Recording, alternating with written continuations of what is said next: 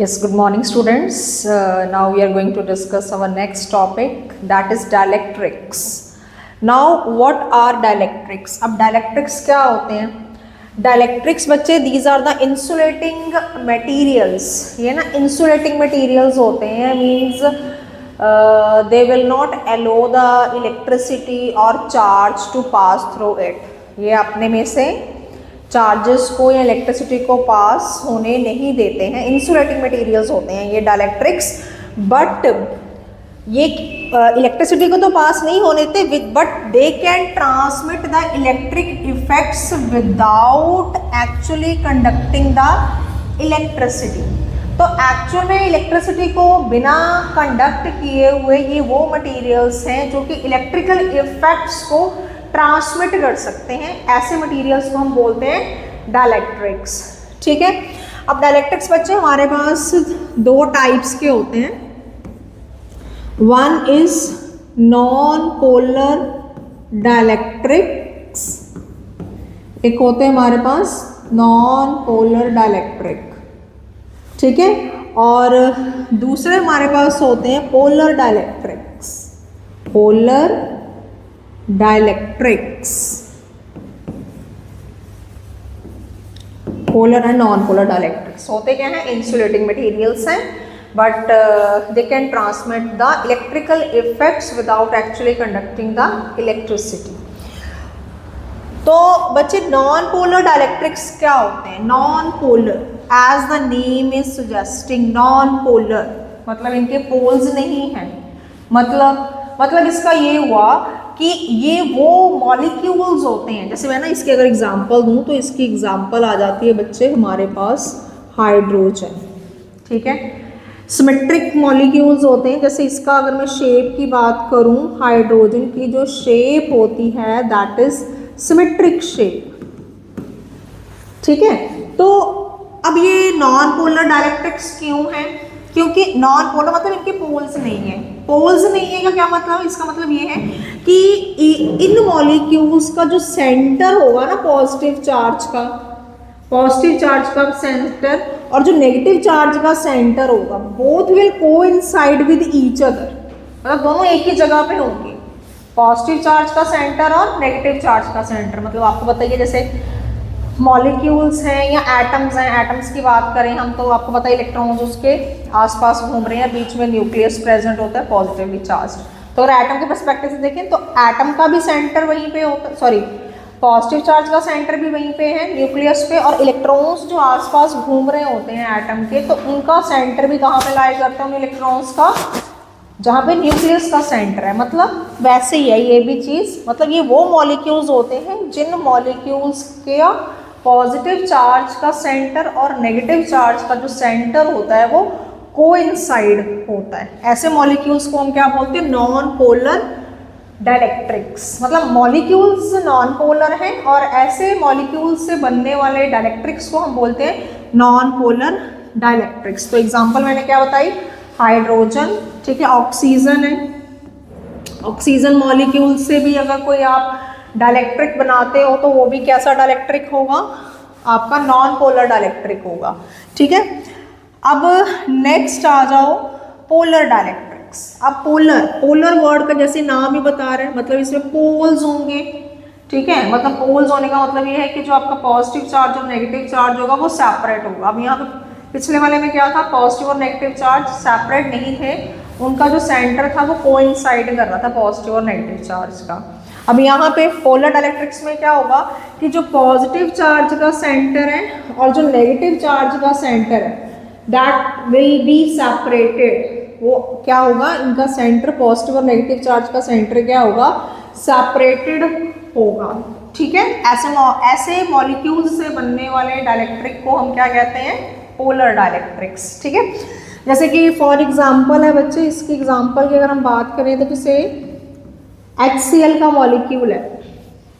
ठीक है, आपको पता है इसमें जो आपका H होगा that will give the electron to the Cl और they will make the bond and there will be the HCl molecule. तो ये HCl का मॉलिक्यूल बनाएंगे, हाइड्रोजन अपना पॉजिटिव चार्ज क्लोरीन को देगा, मॉलिक्यूल बनेगा। अब ये जो मॉलिक्यूल्स होते हैं they are asymmetrical in shape, इन मॉलिक्यूल्स का अगर हम शेप की बात करें तो इनकी शेप जो है वो कैसी शेप होती है, एसिमेट्रिकल शेप होती है इनकी, ठीक है। और इनका जो पॉजिटिव और नेगेटिव चार्ज होता है वो सेपरेटेड होता है। कैसे सेपरेटेड, अब ये इलेक्ट्रॉन को लूज करेगा तो इसके ऊपर पॉजिटिव चार्ज आ जाएगा, इसके ऊपर नेगेटिव चार्ज आ जाएगा, ठीक है। और आपको पता है क्लोरीन की जो एफिनिटी होती है इलेक्ट्रॉन्स के लिए वो ज़्यादा होती है, तो जो नेगेटिव चार्ज है वो इस तरफ और हाइड्रोजन पे पॉजिटिव चार्ज, मतलब अब जो पॉजिटिव और नेगेटिव चार्ज होगा दे विल बी सेपरेटेड, इनके बीच में क्या होगा, डिस्टेंस होगा। तो ऐसे मॉलिक्यूल्स को हम बोलते हैं नॉन पोलर मॉलिक्यूल्स, और ऐसे नॉन पोलर मॉलिक्यूल से बनने वाले डाइलेक्ट्रिक को हम क्या बोलते हैं, पोलर डाइलेक्ट्रिक्स, ठीक है। अब नेक्स्ट आ जाओ बच्चे, नेक्स्ट हमारे पास क्या है, polar dielectrics non polar dielectrics हो गया। अब उसके बाद आती है पोलराइजेशन, क्या होती है, पोलराइजेशन करना।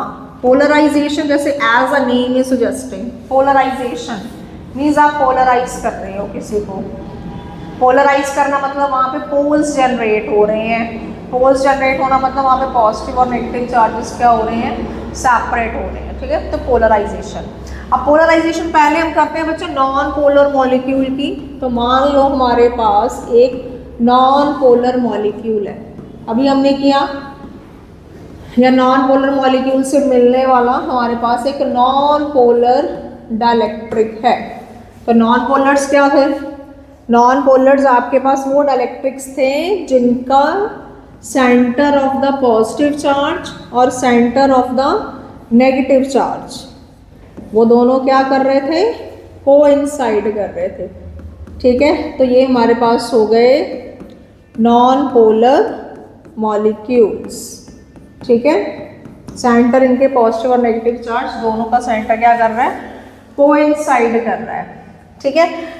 अब मैं इनकी अगर डाइपोल मूवमेंट की बात करूं तो इनकी हर मॉलिक्यूल की जो डाइपोल मूवमेंट होगी वो जीरो होगी। क्यों जीरो होगी, क्योंकि पोल्स ही नहीं है, अगर पोल्स ही नहीं है तो डाइपोल मूवमेंट क्या हो जाएगी, जीरो हो जाएगी। तो मैं अगर इसकी नेट डाइपोल मूवमेंट लिखना चाहूँ इस सारे डाइलेक्ट्रिक की, तो इस सारे डाइलेक्ट्रिक की नेट डाइपोल मूवमेंट भी क्या आ जाएगी, जीरो आ जाएगी, ठीक है। अब सपोज करो मैंने इस नॉन पोलर डाइलेक्ट्रिक को प्लेस किया inside a what, inside the external electric field, ठीक है। हमने क्या किया, इसको एक्सटर्नल इलेक्ट्रिक फील्ड के अंदर प्लेस कर दिया। एक्सटर्नल इलेक्ट्रिक फील्ड हमने लगाया suppose E naught is the external electric field that is applied on this non-polar dielectric, clear.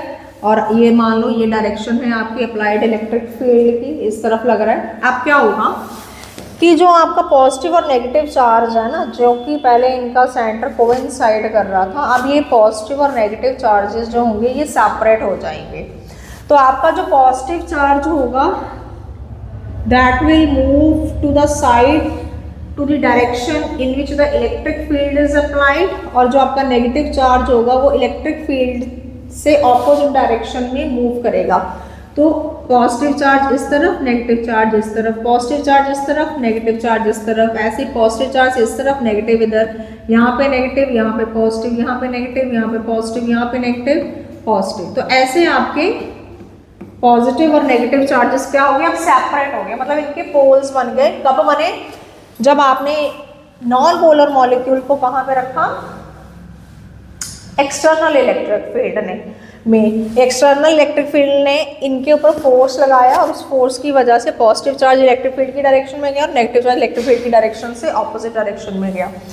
अब ये जो पॉजिटिव और नेगेटिव चार्जेस हैं, ठीक है, ये तो आपस में, ये वाले जो अंदर वाले हैं ये तो आपस में एक दूसरे के इफेक्ट को कैंसिल कर देंगे। ऐसे ये वाला पॉजिटिव चार्ज और ये वाला नेगेटिव चार्ज भी आपस में एक दूसरे के इफेक्ट को क्या कर देंगे, कैंसिल कर देंगे ये वाले चार्जेस, ठीक है। ये पॉजिटिव नेगेटिव, ये positive negative, positive negative, positive negative, यहाँ पे इनके इफेक्ट को ये क्या कर देंगे, कैंसिल कर देंगे। तो आपके पास क्या होगा बच्चे, यहाँ पे जो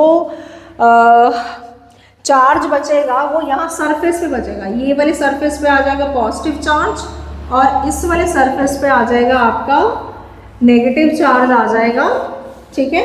और इसके अंदर मतलब एक और इलेक्ट्रिक फील्ड क्रिएट हो जाएगी जिसे हम बोलते हैं electric field due to the polarisation.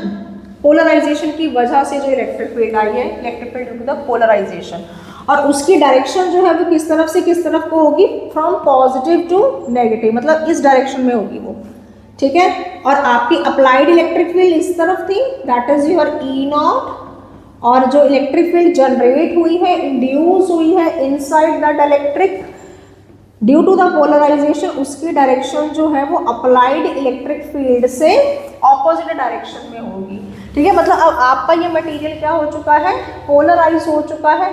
Now it is having the dipole moment. अब इसके हर मॉलिक्यूल की भी डाइपोल है, वैसे भी सारे स्ट्रक्चर की भी क्या होगी, डाइपोल मूवमेंट होगी। तो अब इस केस में net dipole movement is not equal to 0, और इस पे इलेक्ट्रिक फील्ड कितना लग रहा है। अब इस डाइलेक्ट्रिक की सारे की अगर हम बात करें तो net electric field that is acting on this dielectric is equals to applied electric field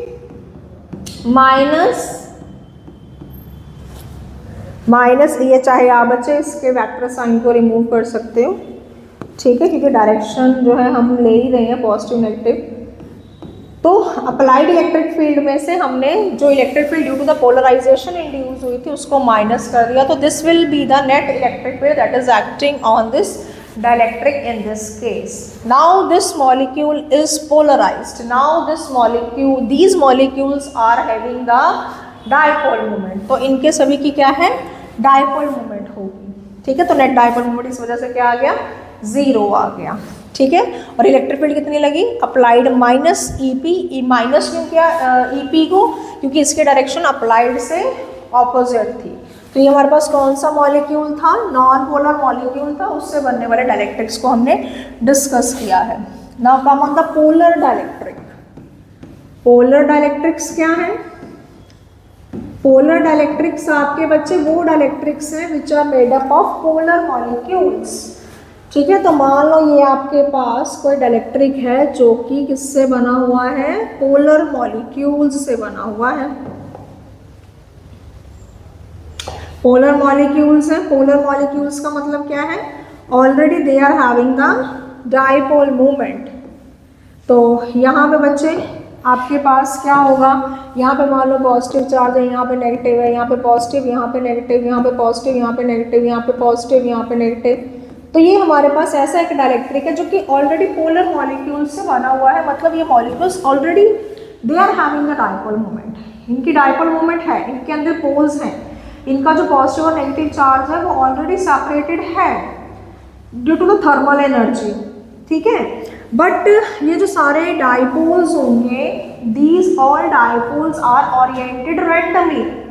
ये सारे डाइपोल्स जो है वो कैसे ओरिएंटेड है, they all are oriented randomly such that their net dipole movement, if you are going to find out the net dipole movement, that will be 0।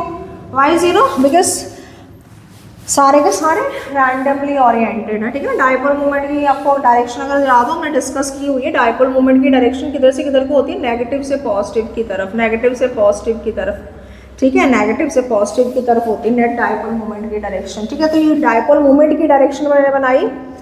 अब कोई direction किधर को है, कोई डायरेक्शन किधर को है, आप इसका ओवरऑल निकालोगे तो ओवरऑल नेट डाइपोल मूवमेंट फिर 0 आ गया, ठीक है। ऑलरेडी ये इसके अंदर डाइपोल्स थे, ठीक है, बट नेट डाइपोल मूवमेंट फिर भी क्या आया, 0 आया, ठीक है। अब मान लो आपने इस डाइलेक्ट्रिक को, you have placed this dielectric into the external electric field. आपने क्या किया, इस डाइपोल को एक्सटर्नल इलेक्ट्रिक फील्ड में रख दिया। अब एक्सटर्नल इलेक्ट्रिक फील्ड में रखने से क्या होगा, now these all dipoles will arrange their self in the direction of the electric field। तो ये सारे के सारे ये जो डाइपोल्स हैं, ये सारे के सारे जो मॉलिक्यूल्स हैं वो अपने आप को अरेंज कर लेंगे इन the direction of the electric field. ठीक है, इलेक्ट्रिक फील्ड की डायरेक्शन आपकी इस तरफ है।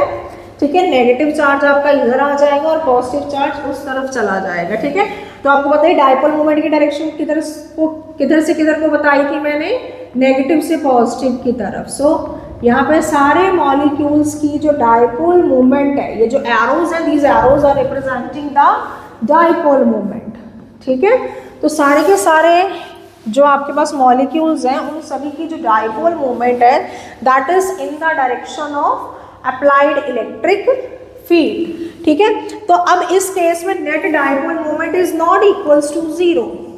पिछले केस में तो क्या हो रहा था, नेट डायपोल मोमेंट हमारे पास इस केस में क्या आ रही थी, जीरो आ रही थी। But in this case your net dipole moment is not equals to zero. Why it is not equals to zero? Because now all the dipoles have arranged their self in a particular direction. तो यहाँ पे ये आपके पास आ गया polar dielectrics, उसको हमने क्या किया, पोलराइज कर लिया। अब ये जो सारा किया है ना हमने, पॉजिटिव और नेगेटिव चार्जेस सेपरेट हो गए हुए हैं, सारे इस तरफ नेगेटिव चार्ज आ जाएंगे, इस तरफ सारा पॉजिटिव चार्ज आ जाएगा। ये अंदर वाले पॉजिटिव नेगेटिव चार्जेस आपस में एक दूसरे के इफेक्ट को कैंसिल कर देंगे। ठीक है, यहाँ पे डायपोल के ये डायलेक्ट्रिक के इस सिरे के ऊपर आपके पास नेगेटिव चार्ज आ जाएगा, इस सिरे पे आपके पास पॉजिटिव चार्ज आ जाएगा। तो ये जो सारी प्रोसेस है इसको हम क्या बोलते हैं, पोलराइजेशन। कि आपने डायलेक्ट्रिक को क्या कर दिया, पोलराइज कर दिया, मीन्स उसके पॉजिटिव और नेगेटिव चार्जेस को सेपरेट कर दिया है। ठीक है, now if I will ask from you कि अगर आपके पास दो टाइप्स के मटेरियल्स हैं, one is non polar dielectric and other one is polar dielectric, तो दोनों में से किसको इजीली आप पोलराइज कर सकते हो? तो योर आंसर विल बी, क्या आंसर होगा इसका, पोलर डायलेक्ट्रिक्स। कि आप पोलर डायलेक्ट्रिक्स को इजीली पोलराइज कर सकते हो, मतलब इसके और जो पॉजिटिव और नेगेटिव चार्जेस हैं उसको इजीली सेपरेट करके ये ऐसे अरेंज कर सकते हो as compare to the non polar one. Reason क्या है? रीज़न इसका ये है कि बच्चे ये जो मॉलिक्यूल्स होते हैं दे आर ऑलरेडी पोलराइज्ड, मतलब ऑलरेडी इनके अंदर डायपोल मूवमेंट होता है, but these all dipoles are arranged randomly arrange हुए वो होते हैं।